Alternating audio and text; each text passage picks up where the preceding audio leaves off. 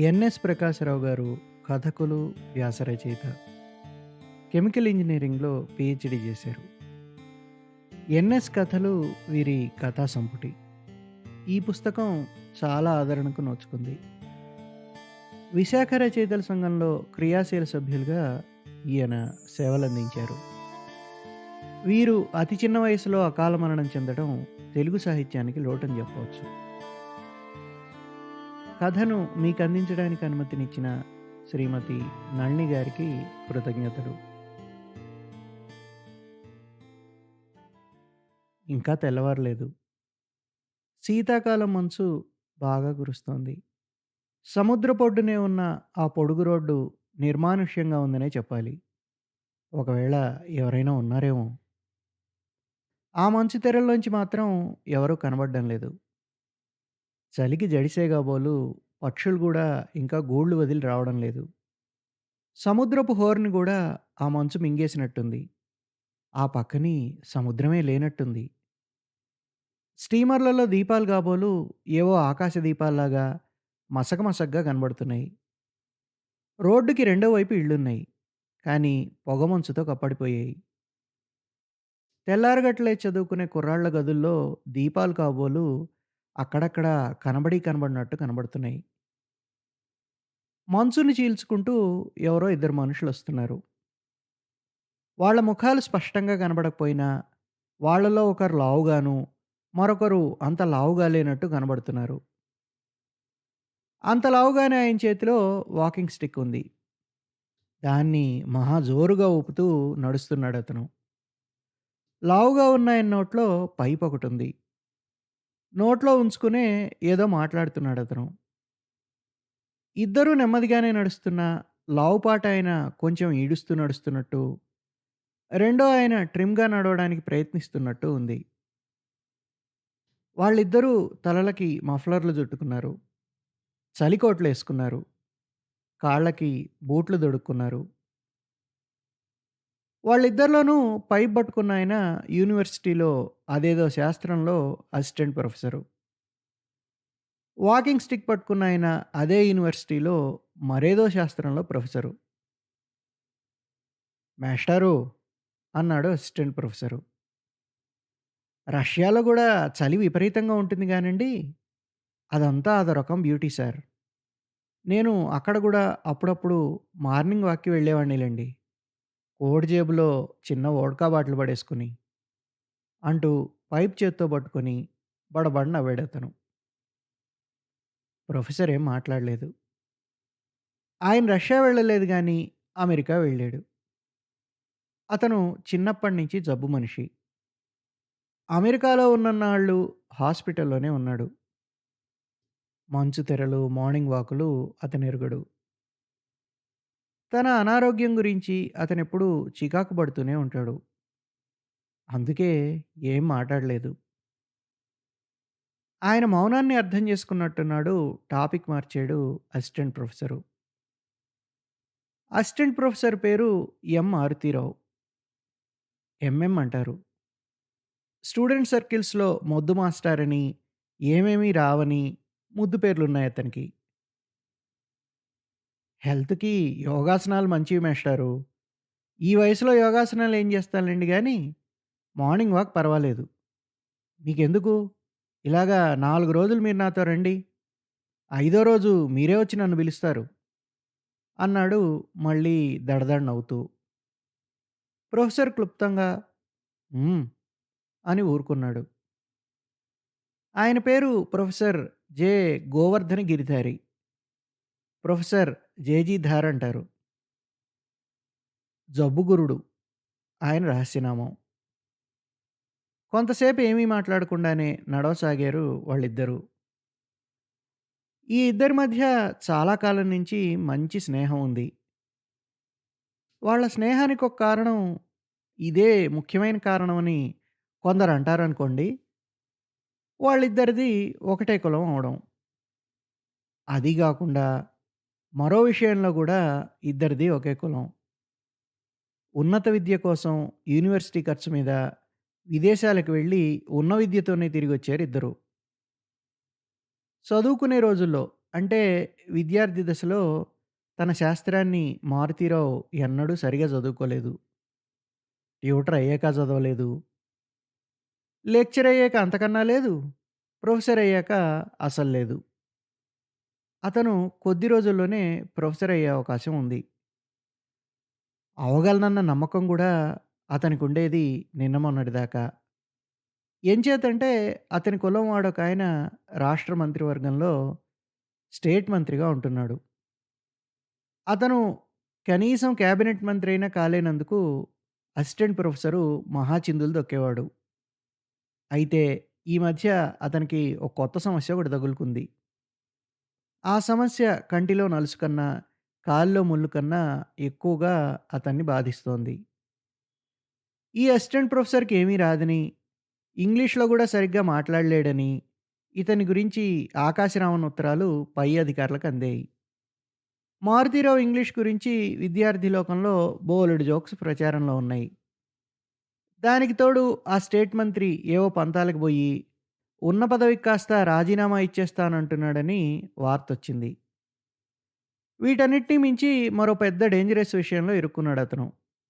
Russia నుంచి తిరిగొచ్చిన కొత్తలో అడగని వాడిదే పాపం అన్నట్టు అందరికీ రష్యా గురించి గొప్పగా చెప్పేవాడు. అక్కడి పరిశ్రమల గురించి, పాడి పంటల గురించి, పాఠశాలల గురించి, పసిపాపల గురించి, పంతుల గురించి తెగబొగుడుతూ చెప్పేవాడు. దాంతో అతనికి కమ్యూనిస్ట్ అన్న పేరొచ్చింది.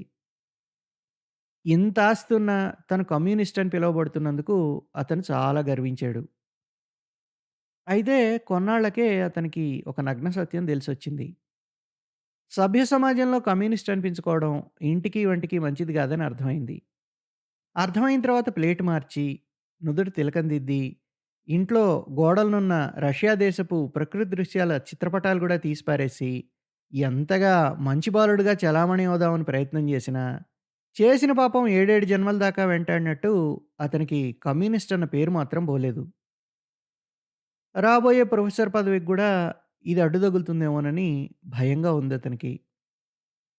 ప్రొఫెసర్ జేజీధార్ సబ్జెక్ట్‌లో దిట్టని చెప్పలేం గానీ, పాపం ఎప్పటికప్పుడు చదువుదామని అతను అనుకునేవాడు. కానీ అతని ఆరోగ్యం అలాంటిది.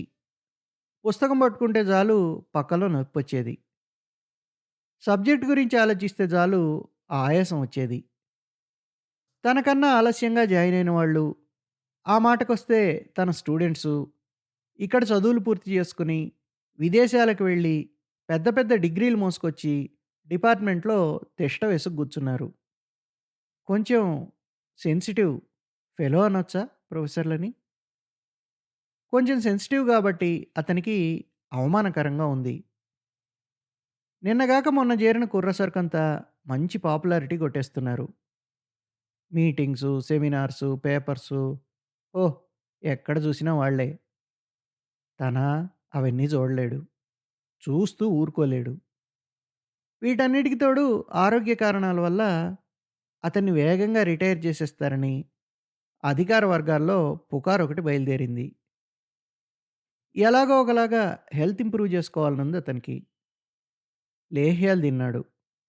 టానిక్స్ తాగాడు. నవజీవన్ గుళికలు మింగాడు. వేళకి బోర్న్‌విటా తీసుకుంటాడు. గుడ్లు, పాలు పుచ్చుకుంటాడు. పళ్ళు, ఫలాలు తింటాడు. ఏం తిన్నా ఆరోగ్యం మాత్రం అలాగే ఉంది. కష్టాల్లో ఉన్నవాళ్ళు స్నేహితులవుతారు. ఆ కష్టాలు ఒకే రకం కష్టాలైతే ఆ స్నేహితులు ప్రాణ స్నేహితులుగా మారొచ్చు. ప్రొఫెసర్ గోవర్ధన్ గిరిధారి గారికి, అసిస్టెంట్ ప్రొఫెసర్ మారుతీరావు గారికి ఇప్పుడున్నది ప్రాణ స్నేహం. తనతో పాటు మార్నింగ్ వాక్‌కొస్తే ఆరోగ్యం బాగు జేసుకోవచ్చునని ఎప్పటినుంచో చెప్తున్నాడు మారుతీరావు. చాలా రోజులు అంత ఉదయాన్నే లేవలేక రాలేకపోయాడు ప్రొఫెసర్. కానీ ఉద్యోగం ఊడిపోతుందేమోనన్న భయం అతన్ని ఆఖరికి లేపి కూర్చోబెట్టింది. ఇక మారుతీరావు మార్నింగ్ వాక్‌లో ఓ రహస్యం ఉంది. తను లావుగా ఉండడం వల్లే మొద్దు మాస్టర్ అన్న పేరొచ్చిందని అతనికి ఓ అనుమానం ఉంది. తను స్లిమ్‌గా తయారైతే ఆ చెడ్డ పేరు పోవచ్చునని అతనికి అనిపించింది. 6 నెలల నుంచి ప్రతిరోజు ఉదయాన్నే లేచి ఒక మైలు దూరం నడిచొస్తున్నాడతను. ప్రొఫెసరు, అసిస్టెంట్ ప్రొఫెసరు మాట్లాడకుండా నడుస్తున్నారు. అనుకోకుండానే చాలా దూరం నడిచారిద్దరూ. మారుతికి కొంచెం ఆయాసంగా ఉంది. గోవర్ధనుడికి కొంచెం నీరసంగా ఉంది. పరగడుపుని ఇలా పరుగులు తీయడం అలవాట్లేదేమో, అతనికి కొంచెం ఆకలి గూడా వేస్తోంది. "మేస్టారు ఇవాల్టికి చాలు. ఇక వెనక్కి తిరుగుదాం. ఏమంటారు?" అన్నాడు మారుతీరావు ఒగరుస్తూ. ఇంటి ముఖం పట్టారిద్దరూ. అప్పుడే తెలతెలవారుతోంది. ఉదయించడానికి కావలసిన సరుకు, సరంజామా అంతా సిద్ధం చేసుకుంటున్నాడు సూర్యుడు. మంచు తెరలు ఒకటొకటే విడిపోతున్నాయి. చలి గూడా చాలా మటుకు తగ్గింది. రోడ్డంతా వాన పడినట్టు తడి తడిగా ఉంది. అలా నెమ్మదిగా నడిచి వస్తూ వస్తూ పావును చూసినట్టు టక్కున ఆగిపోయారు ప్రొఫెసరు, అసిస్టెంట్ ప్రొఫెసరు. అసిస్టెంట్ ప్రొఫెసర్‌లో నోట్లో పైపు జారి పడిపోయింది. ప్రొఫెసర్ చేతిలో కర్ర నిలిచిపోయింది. పైపు చేత్తో పట్టుకొని తెరిచిన నోటిని అలాగే ఉంచి చూసాడు మారుతీరావు. వాకింగ్ స్టిక్ ఆనుకొని చూస్తూ అలాగే నిల్చుండిపోయాడు గిరిధారి. ఆ మసక వెలుతురులో ఎర్రగా, అందంగా, గంభీరంగా పెద్ద విమానంలాగా కనబడింది ఓ కారు. రోడ్డుకి కొంచెం పక్కగా నిలిపుంది. లోపలెవరూ లేరు. అద్దాలు మీదికెత్తేసున్నాయి. చుట్టుపక్కల ఎక్కడా అలికిడి లేదు. సముద్రపు హోరు తప్ప. కారుకి 2 గజాల దూరంలో బొమ్మల్లా నిల్చుండిపోయారు ప్రొఫెసరు, అసిస్టెంట్ ప్రొఫెసరు. "మేస్టారు" అన్నాడు మారుతీరావు కొంచెం తేరుకొని. "అదేనంటారా?" అన్నాడు గిరిధారి నిటారుగా నిల్చోడానికి ప్రయత్నిస్తూ. అంత చలి పారిపోయి ఒక్కసారి ఉక్కబోయడం మొదలుపెట్టింది ఇద్దరికీ. మఫ్లర్ విప్పి భుజం మీద పడేసుకున్నాడు అసిస్టెంట్ ప్రొఫెసరు. మఫ్లరే గాకుండా కోటు బొత్తాలు గూడా 2, 3 విప్పుకున్నాడు ప్రొఫెసరు. చెదిరిపోయిన తల వెంట్రుకల్ని సర్దుకున్నాడు గిరిధారి. అది జూసి తనూ సర్దుకోబోయి మళ్ళీ ఊరుకున్నాడు మారుతీరావు. సర్దుకోడానికి మారుతికక్కడ ఏమీ లేదు. అసలే బట్టతల. దానికి తోడు ఆ మధ్యే తిరుపతి వెళ్ళి వచ్చాడు. ఆయన బీచ్‌కి వెళ్ళుంటారు అన్నాడు మారుతీరావు ఇసుక దిబ్బల వైపు చూస్తూ. ఇసుక దిబ్బలు బాగా ఎత్తుగా ఉన్నాయి. సముద్రపు ఒడ్డు కనిపించడమే లేదు. దూరంగా అలలు లేని సముద్రం మాత్రం నీలంగా పెద్ద చెరువులాగా కనిపిస్తోంది. ఇసుక దిబ్బల మీద అక్కడక్కడ రావణాసురుడి మీసాల మొక్కలు తడితడిగా కనబడుతున్నాయి. ఆయన మాత్రం ఎక్కడా కనబడలేదు.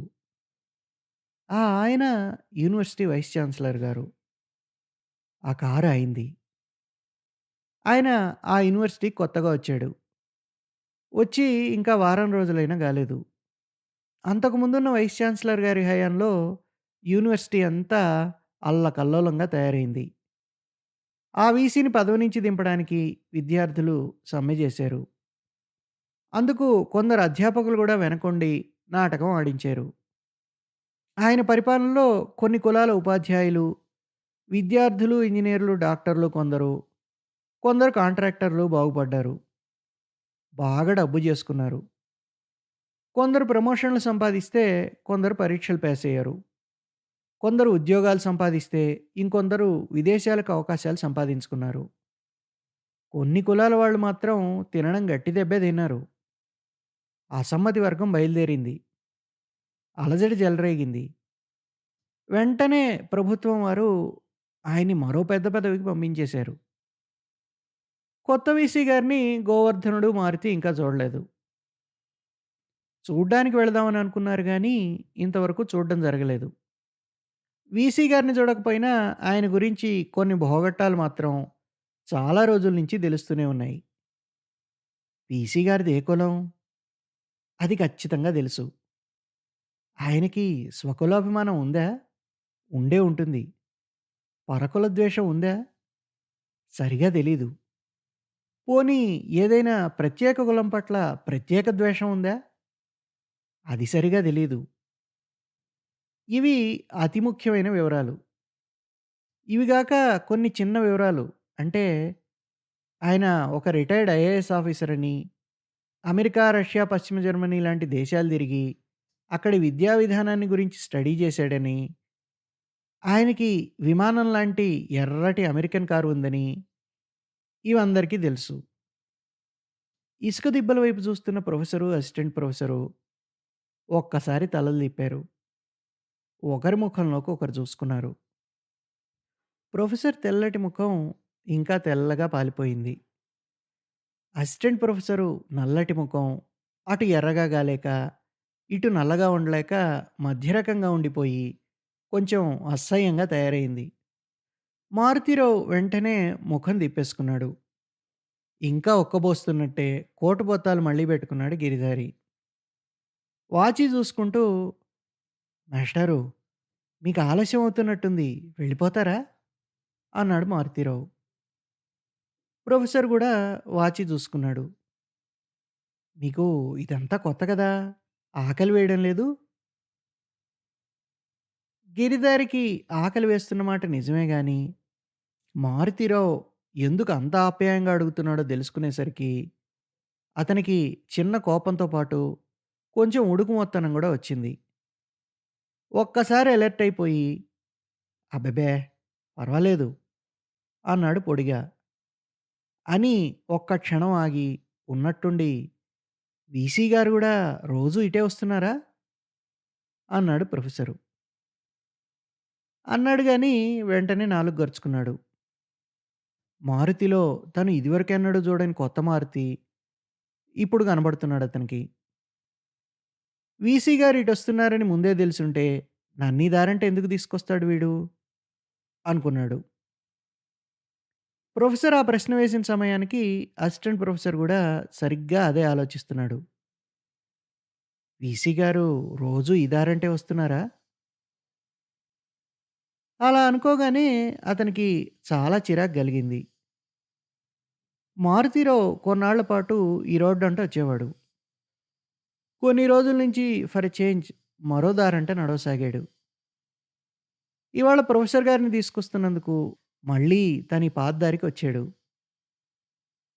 కలిగిన చిరాకుని కనబడనివ్వకుండా మొఖం తిప్పేసుకున్నాడు మారుతీరావు. నేను ఏరకపోయి తీసుకొచ్చాను ఈ జబ్బు వెధవని.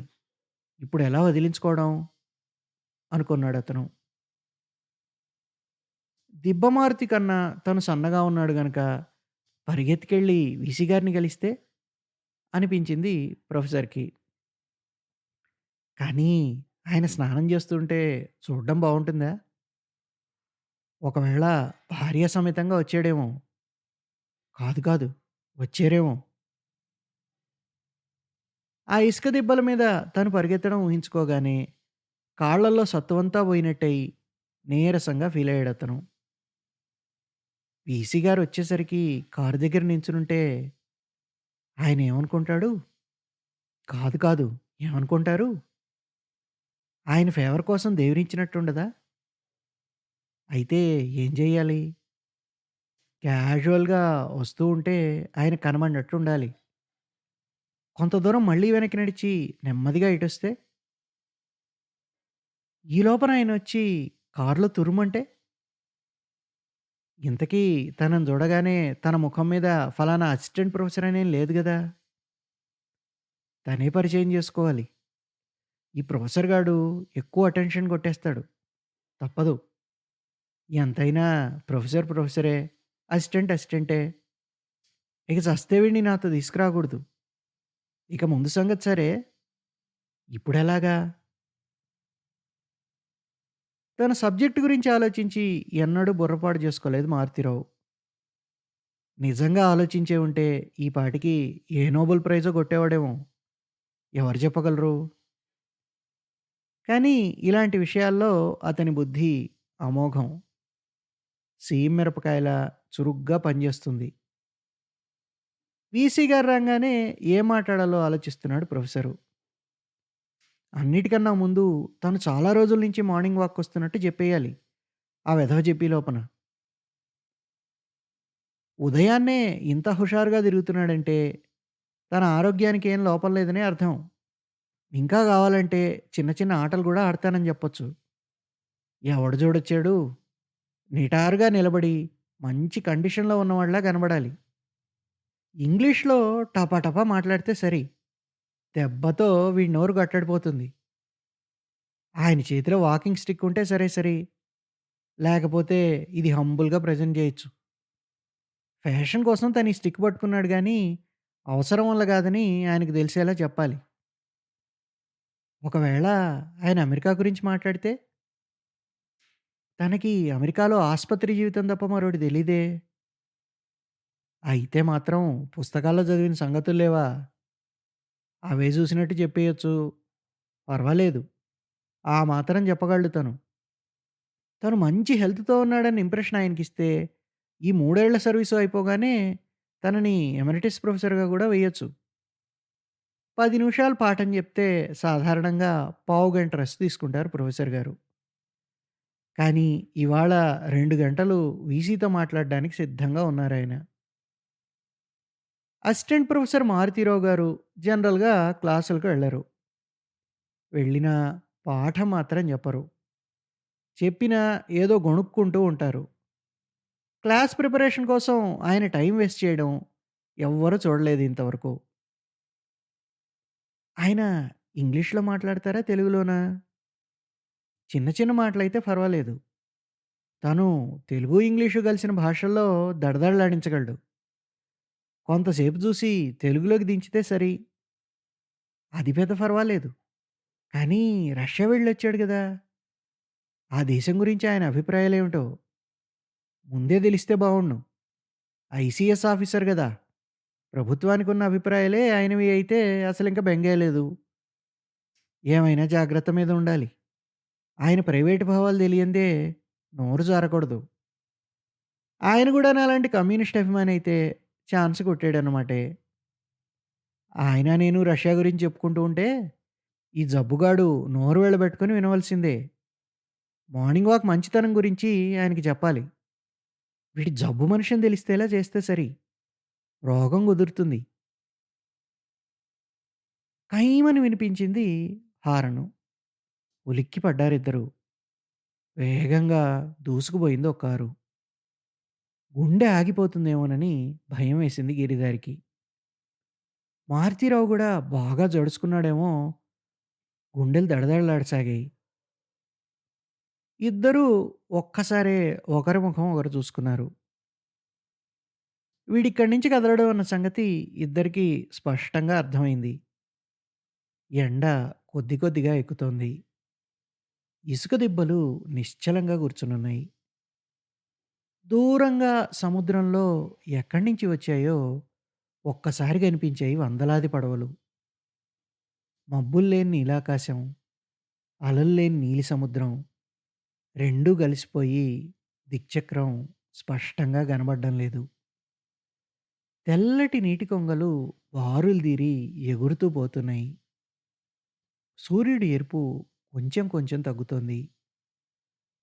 రోడ్డుకి రెండో వైపున ఇళ్ళు తడితడిగా కనబడుతున్నాయి. పాలవాళ్ళు ఇళ్ళకి గేదెల్ని తోలుకు వెళ్తున్నారు. ప్రకృతి అంతా మనోహరంగా ఉంది. ప్రొఫెసరు, అసిస్టెంట్ ప్రొఫెసరు ఒక్క మాట కూడా ఆడుకోకుండా కొయ్యబొమ్మల్లా నిల్చున్నారు. ప్రొఫెసర్‌కి బోర్న్‌విటా టైమయి చాలా సేపయింది. ఆకలి, నీరసం టైంతో పాటు ఎక్కువవుతున్నాయి. కోటు చిరాకు గలిగిస్తోంది. బూట్లల్లో కాళ్ళు మంట పెడుతున్నాయి. అసిస్టెంట్ ప్రొఫెసర్‌కి నెత్తి కొంచెం చుర్రుమంటోంది. అతని ముఖమంతా చెమటతో జిడ్డుగా తయారైంది. అతనికి ఉక్కబోస్తోంది గానీ, కోటు విప్పడానికి సందేహిస్తున్నాడు. 10 నిమిషాలయింది. వీసీ గారు రాలేదు. పావుగంటయింది. రాలేదు. ఏ క్షణానొస్తారా? ఏం మాట్లాడాలా? అని ఆలోచిస్తున్నారిద్దరూ. ఎండ ఇద్దరిని చిరచిరలాడిస్తోంది. ఇంతలో మారుతీరావుకి ఒక ఐడియా వచ్చింది. నేను జబ్బుగురుడు ఒకే కులం వాళ్ళం గదా! ఇంతకు ముందున్న వీసీ వెళ్ళిపోవడానికి కారణం కులాల కల్లోలమే గదా! ఈ కొత్త వీసీకి ఆ సంగతి తెలిసే ఉంటుంది గదా! ఇప్పుడు ఇద్దరం ఒకేసారి కనబడితే, ఇవాళ గాకపోతే రేపైనా, ఇవాళ గాకపోతే రేపైనా ఒక కులం వాళ్ళంతా ఒక జట్టుగా ఉంటున్నాం అనుకుంటాడు గదా! అది మనకి మంచిది గాదు గదా! అందుచేత, అందుచేత ఈ ఐడియాని చేతనైనంత సౌమ్యంగా ప్రొఫెసర్‌కి చెప్పాడు మారుతీరావు. ప్రొఫెసరు అంతా విన్నాడు. మారుతి ఎంత సౌమ్యం నటిస్తున్నాడో, అతని మీద అంత అనుమానం ఎక్కువవుతోంది ప్రొఫెసర్‌కి. సరేననుకోండి, ఇంతకీ ఏం చేద్దామంటారు? అన్నాడు అంతా విని. ఇద్దరం కలిసే వచ్చినట్టు తెలీకుండా, మీరు కారుకి అటువైపు కొంత దూరం వెళ్ళి, అటునుంచి ఇటు రండి. నేను కారుకి ఇటువైపు కొంత దూరం వెళ్ళి, మళ్ళీ ఇటొస్తాను అన్నాడు అసిస్టెంట్ ప్రొఫెసరు. నేనొచ్చే లోపునే ఆయనే వచ్చేస్తే? మీకెందుకు? నేనున్నానుగా. మిమ్మల్ని అప్పుడే చూసినట్టు, గుడ్ మార్నింగ్. రండి సార్. మార్నింగ్ వాక్‌కొచ్చారా? అని అడుగుతాను. అన్నాడు మారుతిరావు అభినయిస్తూ. ప్రొఫెసర్‌కి ప్లాన్ అర్థమైంది గానీ, ఆ అడ్వాంటేజ్ తనే కొట్టాలనుకున్నాడు. మీరే కారు వెనక వైపు వెళ్ళండి. నేనిటు వెళ్తాను అన్నాడు. కాదు, మీకు తెలీదు. మీరు అటువైపు వెళ్ళండి. నేనిటు వెళ్తాను అంటూ వెళ్ళిపోబోయాడు అసిస్టెంట్ ప్రొఫెసరు. టక్కున ముందుకెళ్ళి మారుతికి అడ్డంగా నిల్చున్నాడు గిరిధారి. ఏమిటి నాకు తెలియంది నీకు? నీకు తెలిసిందీను. అటు వెళ్ళండి అన్నాడు కొంచెం అధికార స్వరంతో. నేనెందుకు చెప్తున్నానో మీకు తర్వాత తెలుస్తుంది. మీరే అటెళ్ళండి. దారి వదలండి అన్నాడు దారి తప్పించుకుంటూ. తర్వాత తెలిసేది తర్వాత తెలుస్తుంది గానీ, now you should go that side. దారొదలమంటే నీకు గాదు, మీకు కాదు. దారొదలండి ముందు అన్నాడు మారుతీరావు. ఏ తంతావా? తంతారా? అన్నట్టు చూశాడు ప్రొఫెసర్ కళ్ళలోకి. అంత పని జేస్తాను. వెళ్ళెటు అన్నట్టు చూసాడా ప్రొఫెసరు. పొట్ట మీదొకటి, ముక్కు మీద మరోటి 2 గుద్దులు గుద్దితే వెనక్కి విరుచుకుపడిపోతాడు ముసిలిముండా కొడుకు అనుకున్నాడు అసిస్టెంట్ ప్రొఫెసరు. చేతికర్రతో బోడిగుండు మీద ఒక్కటిస్తే కిక్కురుమనకుండా చస్తాడు ఈ వెధవ అనుకున్నాడు ప్రొఫెసరు. ఒకరికొకరు ఎదురుగా నించున్నారు ఇద్దరు. ఆ ఇద్దరూ ఎలా నించున్నారు? మదమత్తేబహల్లాగా, సింహశార్దూలల్లాగా, గ్రామసింహ మార్జాలల్లాగా. ఎలాగో అలాగా మీ ఇష్టం. పొద్దుటెండ చురుకు చురుకుమనిపిస్తోంది. ఇసుక దిబ్బల మీద నుంచి మనుషులు వస్తున్న అలికిడి వినిపించింది. స్పష్టంగా తెలియకపోయినా ఏవో మాటలు గూడా వినిపిస్తున్నాయి. మారుతిని వదిలాడు గిరిధారి. సర్దుకొని నిల్చున్నారిద్దరూ బుద్ధిమంతులాగా. ఎవరివో 2 తలలు కనిపించాయి దుబ్బుల చాటు నుంచి. కారుకి కొంచెం పక్కగా వెళ్ళి నిల్చున్నారిద్దరూ. ఇద్దరికీ ఒకరి మీద ఒకరి చంపుదామన్నంత కోపం ఉన్నా, ఆప్తమిత్రుల్లాగా కనబడడానికి ప్రయత్నిస్తున్నాయి వాళ్ళ ముఖాలు. ఇసుక దిబ్బల వైపు చూస్తూ నిల్చున్నారు. తెల్లటి యూనిఫామ్ వేసుకుని కారు డ్రైవర్ కాబోలు ముందొస్తున్నాడు. అతనికన్నా ముందు నల్లటి ఆల్సేషన్ కుక్కొకటి పరుగులు తీస్తూ వస్తోంది. దాని ఒళ్ళంతా తడిసిపోయి ఉంది. టైగర్ టైగర్ అని అరుస్తూ వెంటపడుతున్నాడు నిక్కరు చొక్కా వేసుకున్న కుర్రాడొకడు. ముగ్గురు వచ్చి కారు దగ్గర నిలిచారు. వెనక తలుపు తీసి తెరిచి పట్టుకున్నాడు నిక్కరు కుర్రాడు. చెంగున గెంతి సీటు మీద నిల్చుంది కుక్క. మరో నిమిషంలో కారు జారిపోయింది మెత్తగా, వేగంగా.